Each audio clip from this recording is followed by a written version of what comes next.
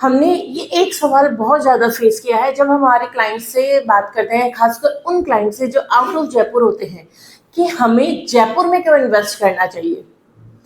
चलो आज के इस वीडियो में हम इस चीज को समझते हैं। नमस्कार दोस्तों, मैं आपकी दोस्त और एक रियल एस्टेट एडवाइजर मानकर निवास स्वागत करती हूँ आपका अपने यूट्यूब चैनल की इस नई वीडियोज में। सोचो, एक ऐसा शहर जो आने वाले टाइम में दिल्ली मुंबई एक्सप्रेसवे का एक बिजनेस हब बनने जा रहा हो, और जहां आज के प्रॉपर्टी प्राइसेस कल 3 गुना या उससे भी ज्यादा आपको बहुत रिटर्न देके जाएंगी, और जहां के मास्टर प्लान पे वहां की गवर्नमेंट ऑलरेडी हजारों करोड़ों रुपए खर्च कर रही है उसको डेवलप करने के लिए।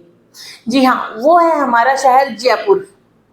अगर आप रियल एस्टेट में इन्वेस्टमेंट करने का सोच रहे हैं तो ये आने वाले 10 मिनट आपके लिए बहुत ही फायदेमंद रहने वाले हैं, क्योंकि हम इस वीडियो में वो सारे पॉइंट आपको बताने वाले हैं जिससे कि जयपुर में इन्वेस्टमेंट अभी करना आपके लिए आने वाले टाइम में जैकपॉट बन सकता है। पहले हम बात करते हैं कनेक्टिविटी और इंफ्रास्ट्रक्चर की, जिसकी वजह से जयपुर को बहुत अच्छी ग्रोथ मिल रही है और आने वाले टाइम में जयपुर का फ्यूचर बहुत ही स्ट्रॉन्ग रहने वाला है।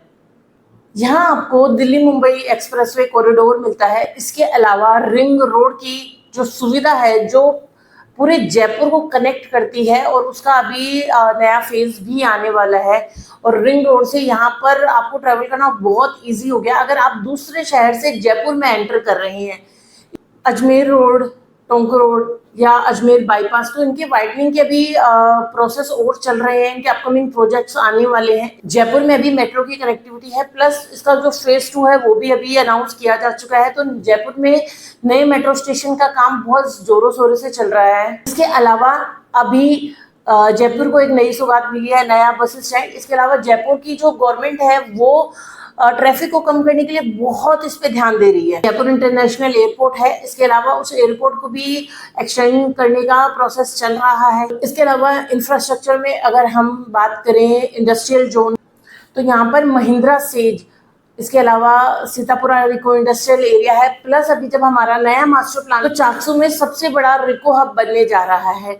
तो ये सब जयपुर की अर्थव्यवस्था को बहुत स्ट्रॉन्ग बनाते हैं। प्लस जो यहाँ का इकोनॉमिक हब है, या महिंद्रा सेज है, या नया रिको आने वाला है, ये लोगों को रोजगार प्रोवाइड करते हैं, तो जिसकी वजह से बहुत सारे लोग जयपुर की तरफ मूव होते हैं।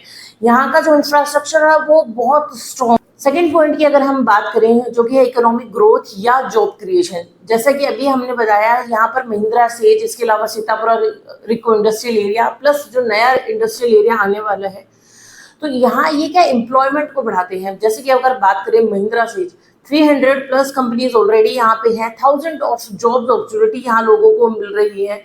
इसके अलावा नए IT स्टार्टअप्स हब यहाँ अभी बन रहे हैं। अगर हम जयपुर को इकोनॉमिक नजरिए से देखें तो ये राजस्थान का सिलिकॉन वैली है। अब अगर हम बात करें महिंद्रा सेज में थाउजेंड्स ऑफ जॉब है, या अभी हम इंटरनेशनल कंपनीज भी यहाँ बहुत ज्यादा आ रही हैं, तो इसकी वजह से जो NRI है वो जयपुर की तरफ मूव हो रहे हैं, due to job, due to investment.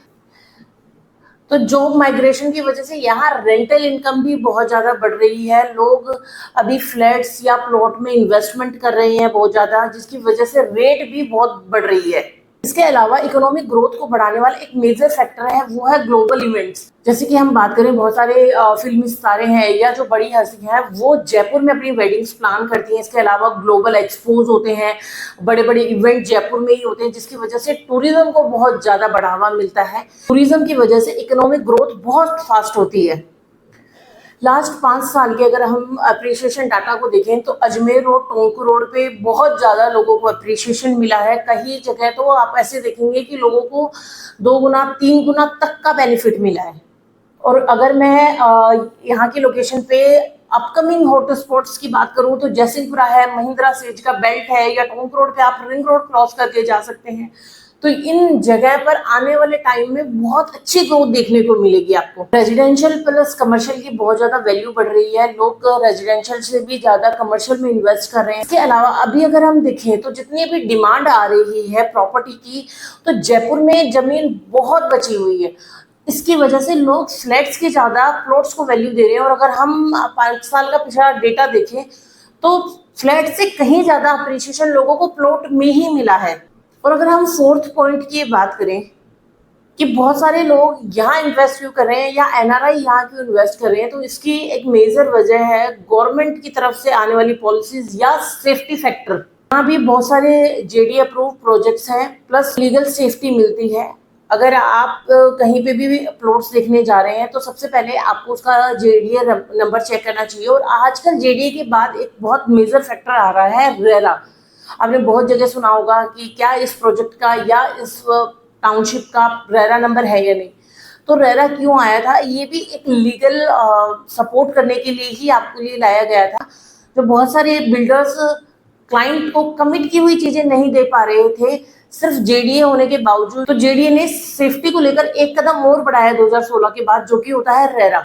अगर उस प्रोजेक्ट का रेरा है तो जो भी बिल्डर ने आपको कमिट किया है कि हम इस प्रोजेक्ट के अंदर आपको जो मूलभूत सुविधाएं हैं वो इस डेट तक कंप्लीट करके देंगे, या तो जेडीए सेफ्टी को लेकर यहाँ बहुत ही अच्छे स्टेप्स ले रहे हैं। प्लस इसके अलावा जेडीए की तरफ से हाउसिंग बोर्ड की स्कीम आ रही है, खुद की जेडीए की भी टाउनशिप्स होती हैं जिन्हें वो ऑक्शन करते हैं। जेडीए की तरफ से सोलर सिटी प्लान्स लाए जा रहे हैं। इसके अलावा जेडीए जो सोसाइटी पट्टे की प्लॉट्स हैं या फिर जो कच्ची कॉलोनियां हैं उनके लिए भी बहुत स्टेप ले रहे हैं, उनको हटा रहे हैं। अगर आपने अभी कुछ दिनों में देखा होगा तो जेडीए बहुत ज्यादा एक्टिव है। और अभी जो हमारा नया मास्टर प्लान आएगा 2047 का, उसमें जेडीए अपनी 70 किलोमीटर तक की सीमा बढ़ाने जा रहा है। तो अभी ये बेस्ट टाइम है हर सेक्टर को देखते हुए कि जयपुर आपको बहुत अच्छी ग्रोथ देगा इंफ्रास्ट्रक्चर के अकॉर्डिंग या फिर जेडीए के खुद के प्लान्स के अकॉर्डिंग।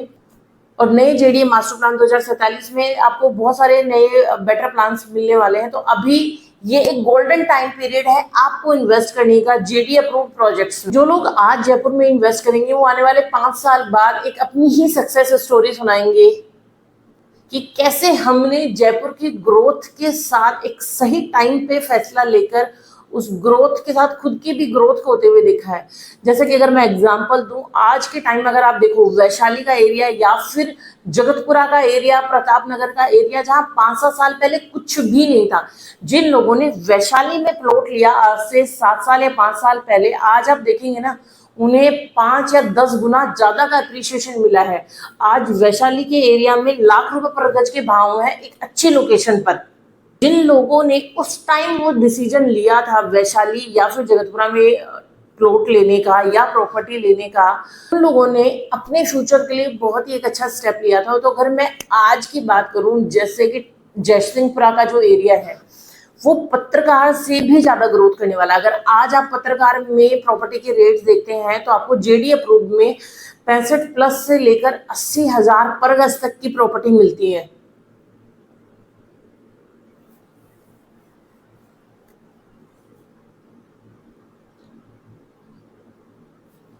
और जयसिंहपुरा आने वाले टाइम में न्यू मानसरोवर बनने वाला है। यहाँ पर आपको A1 कैटेगरी के होटल, रिजोर्ट, स्कूल, कॉलेज सबकी फैसिलिटी मिलती है। प्लस अगर हम अजमेर रोड का पूरा एरिया देखें, इसके अलावा यहाँ भी नई बस स्टैंड की भी शुरुआत हुई है, मेट्रो की कनेक्टिविटी है। तो अजमेर रोड आपकी इन्वेस्टमेंट के लिए बहुत सही हो सकता है। दूसरी तरफ है अभी हमारा नया टोंक रोड। टोंक रोड पे आपको एयरपोर्ट की सुविधा मिलती है, प्लस ट्रांसपोर्ट बहुत इजी है वहाँ। और टोंक रोड पे भी अगर आप इन्वेस्टमेंट देखते हैं तो आने वाले टाइम में आपको बहुत अच्छा रेवेन्यू देके जाएगा। अगर आप जयपुर में इन्वेस्टमेंट करने का सोच रहे हैं या इसके बारे में जानकारी लेना चाहते हैं तो वीडियो पर चल रहे नंबर पर आप हमें कॉल कर सकते हैं। वीडियो को यहाँ तक देखने के लिए आपका बहुत बहुत धन्यवाद। इस चैनल को सब्सक्राइब जरूर कीजिएगा ताकि आने वाले अपडेट आपको टाइमली मिलते रहें। तो अभी जयपुर में इन्वेस्ट करने की इस अपॉर्चुनिटी को बिल्कुल मिस मत कीजिएगा।